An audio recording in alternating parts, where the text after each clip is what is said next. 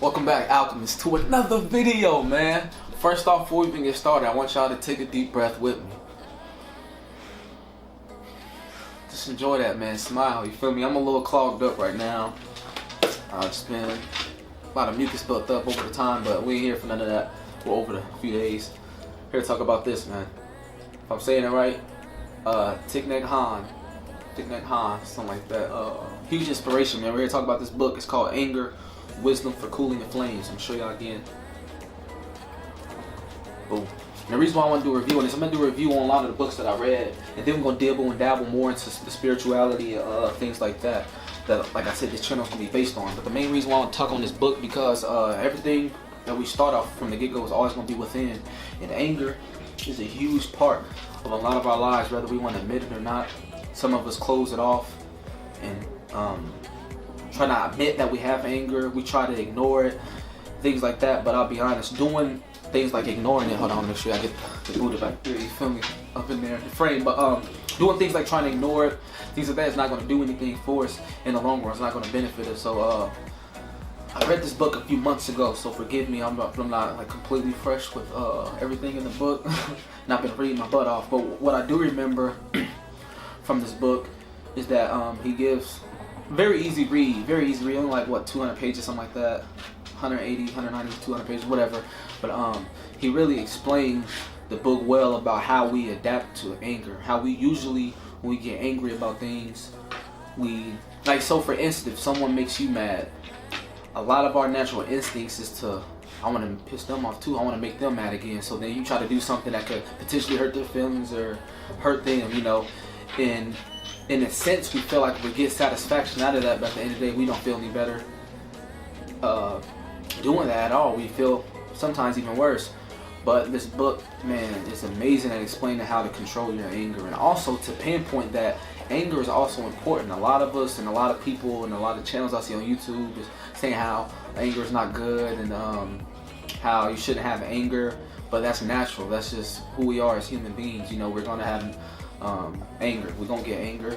We're angry, and the whole point of reading this book is to allow you to know, not necessarily different techniques, I guess you could say practices to refrain from blowing up big. You know, from, like, for instance, he talks about being mindful, being very mindful, and mindfulness is basically, I like to think of it as like being in the moment. So another big thing that I love that he talks about is once someone, like, say you do get angry today, you're angry right now, if you're watching this video and you wonder what can I do to not be mad, first thing you do is accept that anger, accept that you are angry. A lot of us don't want to accept when we're mad. We try to think about something else, or, oh, I ain't mad, forget it, I don't care what he said, I don't care what she said, you know. But in actuality, we really do care about those things. You know, we try to hide it, we try to push it away, we try to front about it, we try to make it, you know, bluff. But the number one thing is you should accept that. Accept why you're angry. After that, he talks about you should pinpoint the true reasoning of why you're mad. A lot of us will say that somebody cussed us out right now and we got mad. But in actuality, it could be something that's deeper than that. It could be something that happened a week ago, or a childhood memory, something that happened when you were a kid, or, you know, a couple years ago that you still haven't got over, and that person saying a little something just brought all that anger out of you.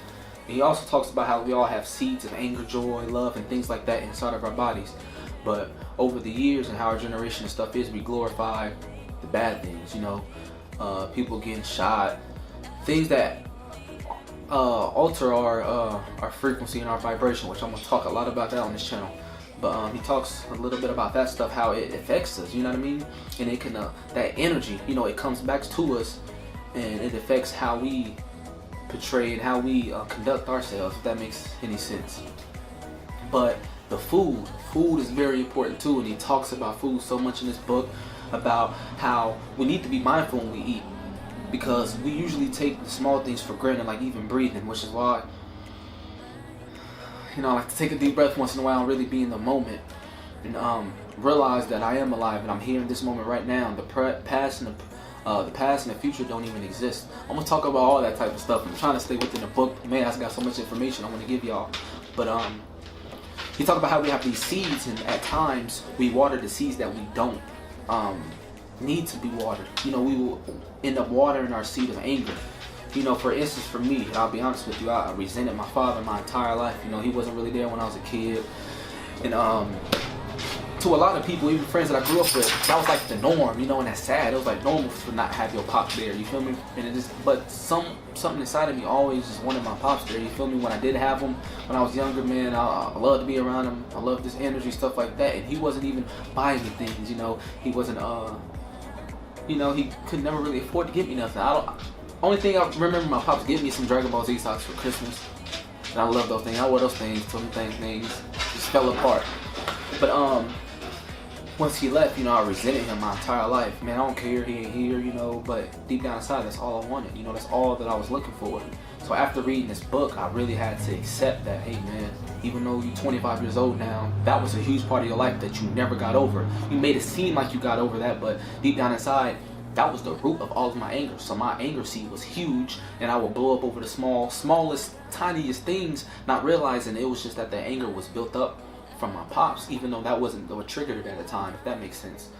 But to basically, he talks about to take that anger and then to process, accept why you're mad. You know, first accept that you're mad. You know, embrace that feeling. Now, I'm not saying going out, and he talks a lot about how, like, some therapist talks about like going out, working out, punching bags and stuff like that is the way of letting out anger. But he talks about how that's one of the worst things that you can do, because you're still conducting that energy out of your body into something that's not necessarily going to benefit you. You know what I mean? It's not, after you do all that, you exhausted, yeah. So they see why psychologists and stuff say stuff like that, like, oh, you're exhausted, you go to sleep, when you wake up, you still have that anger inside of you. You never really dealt with that anger, you never dealt with that problem, you know.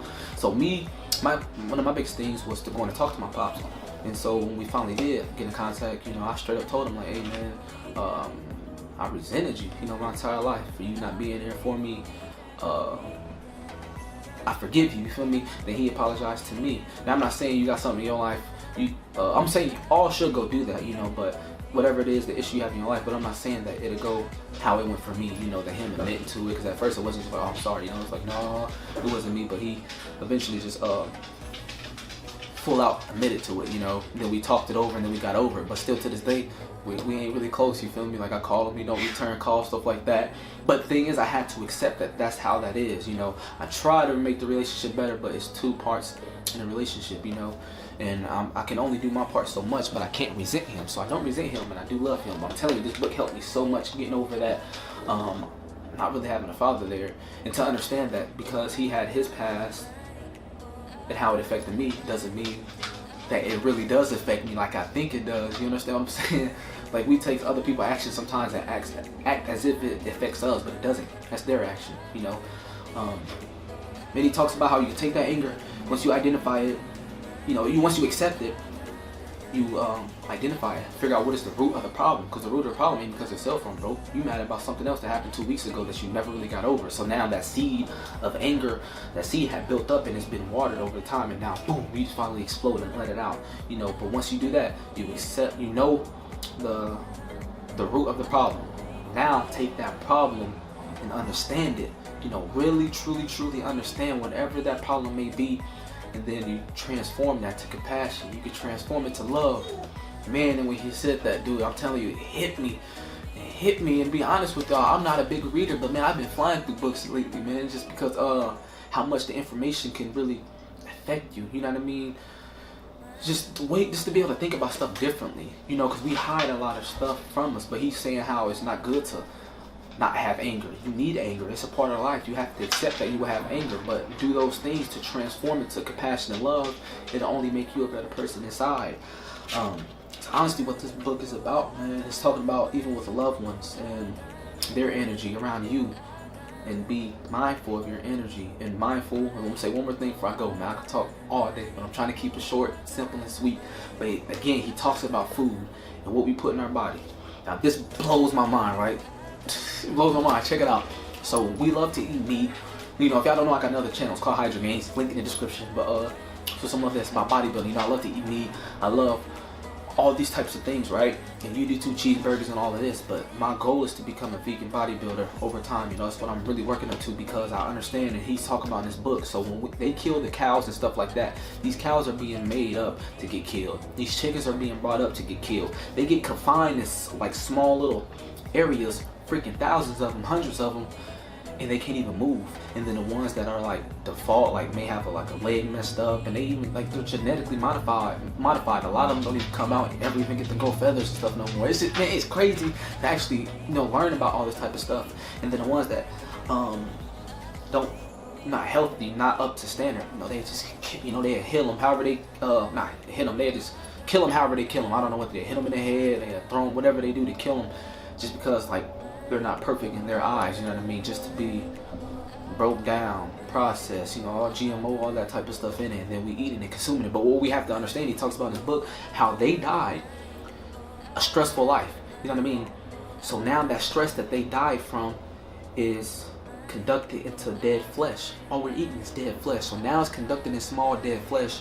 That energy comes back to us. Now we feeding off of that energy. So now that energy that suffering that they did, it won't necessarily come back to us as suffering, but that's why when you eat food, like greasy food and stuff, you feel sluggish and stuff after.